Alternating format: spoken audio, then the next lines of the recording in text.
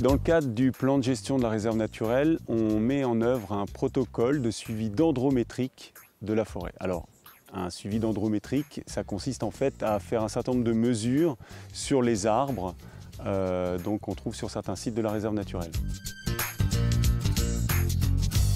Le protocole qu'on met en œuvre est un protocole en fait national et qui nous permet donc d'avoir une vision comme un instantané en fait de la composition et de la structure de la forêt dans la réserve, et on le remettra en œuvre 10 ans plus tard. Ça nous permettra de voir comment la forêt a évolué, aussi bien en composition, en structure, ça veut dire au niveau des diamètres par exemple, donc quelles sont les dimensions des arbres, et aussi en composition de bois mort. Mon rôle, c'est d'aller autour du centre de la placette et de communiquer les informations à Loïc. Donc il y a différents types de choses à relever. Donc il y a la taille déjà des arbres qu'on prend à l'aide d'un compas. Après on a les différents codes qu'on va analyser ensemble. On va regarder ce qu'il y a vraiment à relever.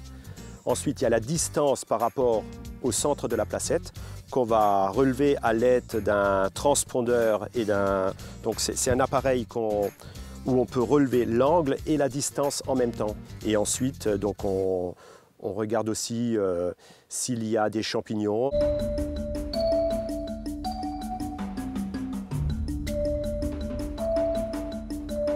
Grâce à ce protocole et le fait que tous les 10 ans on refera des mesures, on va pouvoir connaître la vitesse de décomposition du bois mort en fonction des espèces. Le bois mort a un rôle très important en forêt.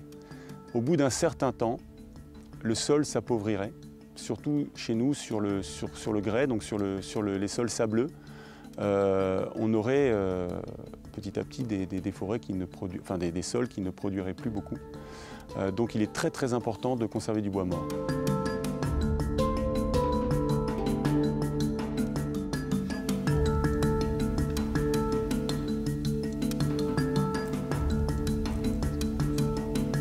Nous, on travaille aussi pour les générations futures. Donc toutes les données que nous, on peut relever et capitaliser dès aujourd'hui serviront à nos successeurs.